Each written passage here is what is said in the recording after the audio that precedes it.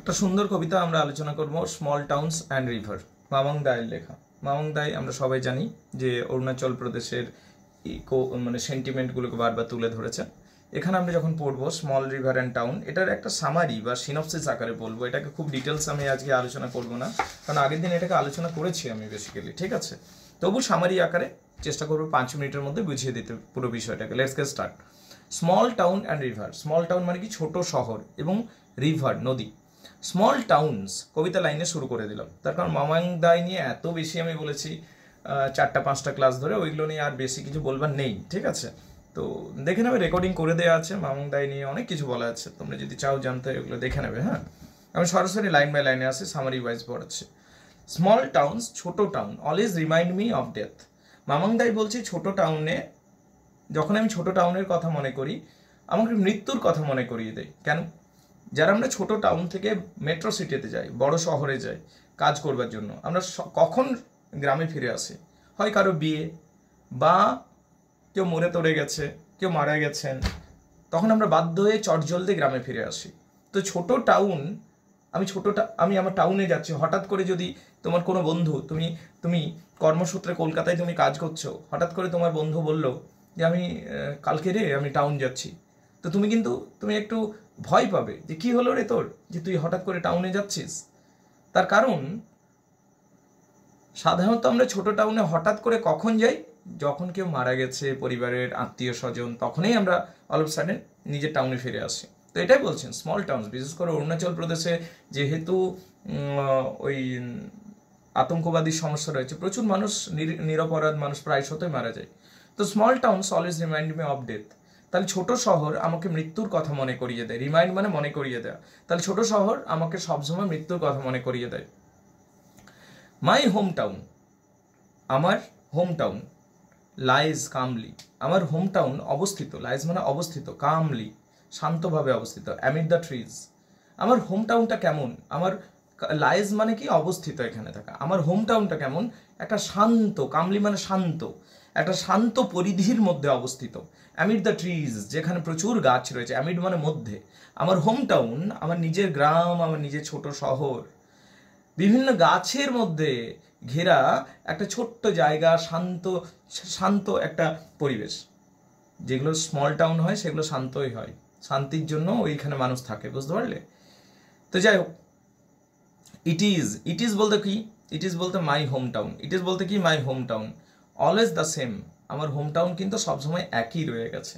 তুমি যদি গ্রামে যাও, তুমি যদি ছোট শহরে যাও, বেশি পরিবর্তন আসে না, এইগুলোতে একই থাকে। তুমি 10 বছর আগে যা দেখবে আজও মোটামুটি একই দেখতে পাবে, ঠিক আছে। It is always the same. উনি বলছেন, মামাং দাই বলছেন, আমার হোম টাউন একই রয়ে গেছে, আগে আজ থেকে 10 বছর আগে যা ছিল আজও তাই রয়েছে। ইন সামার আর উইন্টার, গ্রীষ্মকাল বা শীতকালে, উইথ দ্য ডাস্ট ফ্লাইং, গ্রীষ্মকালে যেরকম ধুলা উড়ে, শীতকালে যেরকম ধুলা বয়, একই রয়ে গেছে, সেই কিছু পাল্টায়নি, বিশেষ কিছু পাল্টায়নি। তার মানে এইটা আরেকটাও কথা হলো যে ছোট টাউন যেগুলো হয় সেখানে খুব বেশি ডেভেলপমেন্ট হয় না। ডেভেলপমেন্ট ওই সমস্ত বড় বড় শহরগুলোতে হয়, ঠিক আছে। তো এই জিনিসগুলো আমরা দেখতে পাই। ইন সামার আর উইন্টার, গ্রীষ্মকাল বা শীতকালে যেরকম ধুলা উড়তো আজ থেকে 5 বছর 10 বছর আগে, আজও সেখানে সেরকম ধুলা উড়ে।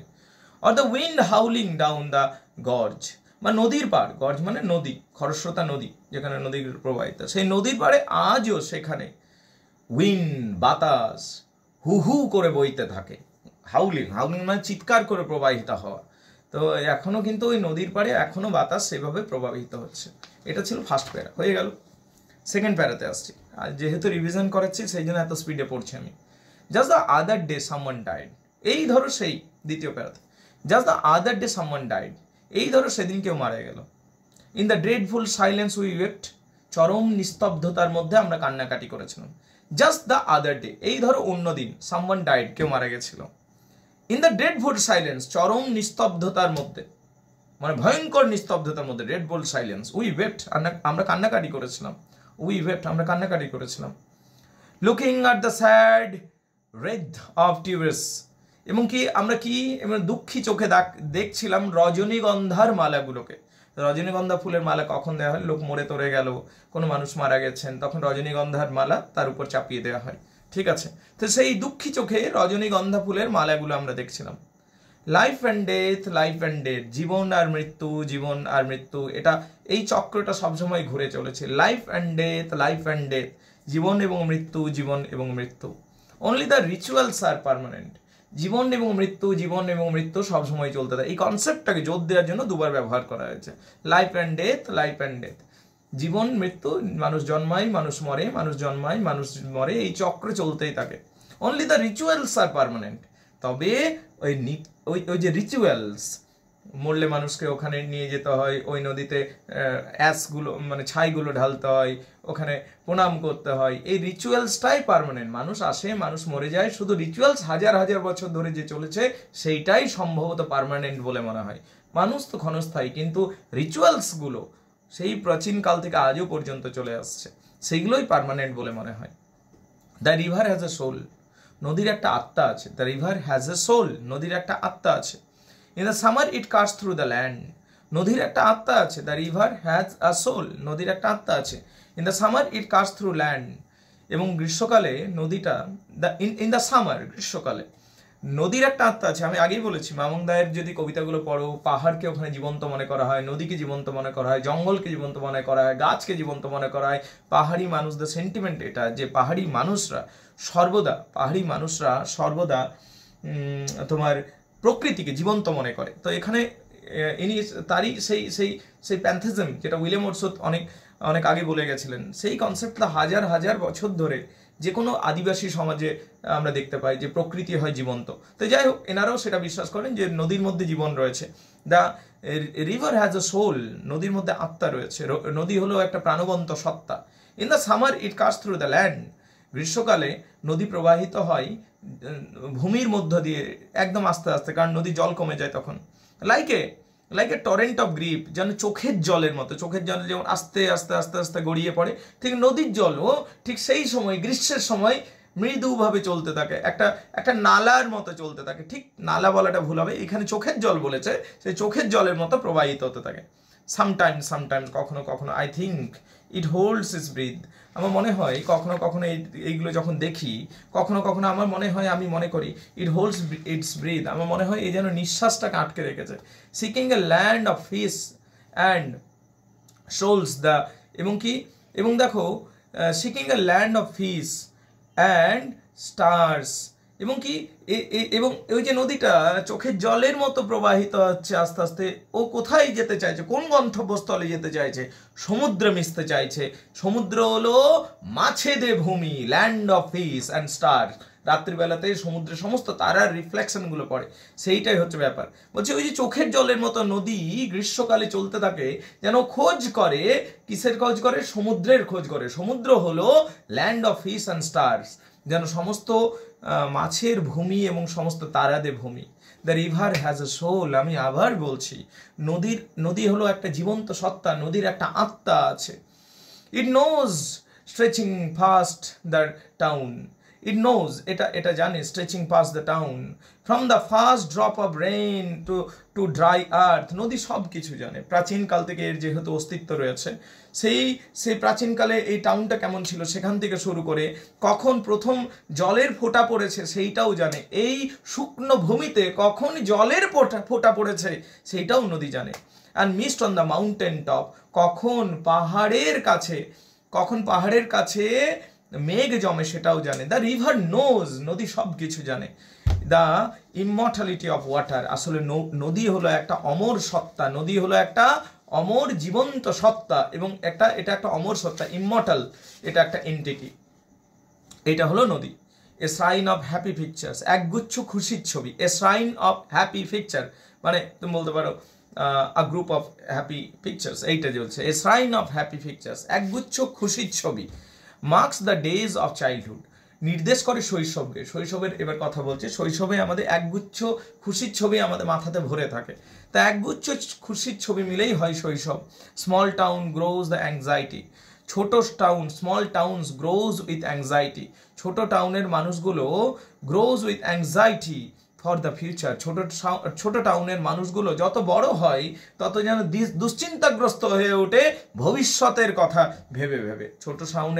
ছোট টাউনের মানুষগুলো ছোট টাউনের মানুষগুলো যখনই বড় হয়, ছোটবেলায় কতই না শৈশব মজা করে শৈশব কাটায়, এই ছোট টাউনের মানুষগুলো যখন বড় হতে থাকে তারা ভবিষ্যতের কথা ভেবে ভেবে দুশ্চিন্তাগ্রস্ত হয়ে ওঠে।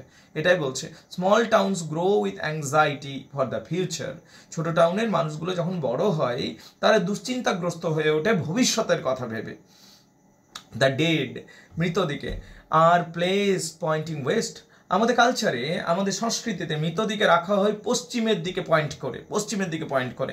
কেন? আমরা বিশ্বাস করি when the soul rises, যে আত্মা যখন বেরিয়ে যায়, আত্মা যখন বেরিয়ে যায় it will walk into the golden east। আমরা বিশ্বাস করি যে আত্মা যখন বেরিয়ে যাবে সেই আত্মাটা যেন পূর্ব দিকে চলে যেতে পারে, ঠিক আছে? তার জন্য মৃতদেহগুলোকে আমরা পশ্চিমে পয়েন্ট করে রাখি। তো তার কারণ দেখো, the dead are place pointing west, মৃত দিকে আমরা পশ্চিমের দিকে রেখে থাকি পয়েন্ট করে। when the soul rises, যখন আত্মাগুলো বেরিয়ে যায়, it will walk into the golden east, এই আত্মাগুলো যেন সোনালী পূর্বে হাঁটতে শুরু করে। যাতে ওদের সোনালী পূর্ব দিকে, মানে যেদিকে সূর্য ওঠে সেদিকে হেঁটে যেতে যাতে সুবিধা হয়, তার জন্য আমরা ওদের মৃতদেহগুলো, মানুষের মৃতদেহগুলো পশ্চিমে পয়েন্ট করে রাখি, যাতে ওদের আত্মাটা বেরিয়ে সোজা পূর্ব দিকে চলে যায়। কারণ ওই পূর্ব দিকটা হলো মুক্তির বা আধ্যাত্মিকতাকে সিম্বলাইজ করে। Into the house of the sun, সোজা সূর্যের গহরে পৌঁছে যাবে হয়তো। ইন দ্য কুল ব্যাম্বু, ঠিক আছে, ইন দ্য কুল ব্যাম্বু এখানে আনইভেন লাইফকে বোঝাচ্ছে, ঠিক আছে, আননোন লাইফকে বলেছে। In the cool bamboo restore in Sunlight, Sunlight spiritual, দেখো এখানে সানলাইটকে স্পিরিচুয়ালিটিকে ইন্ডিকেট করছে।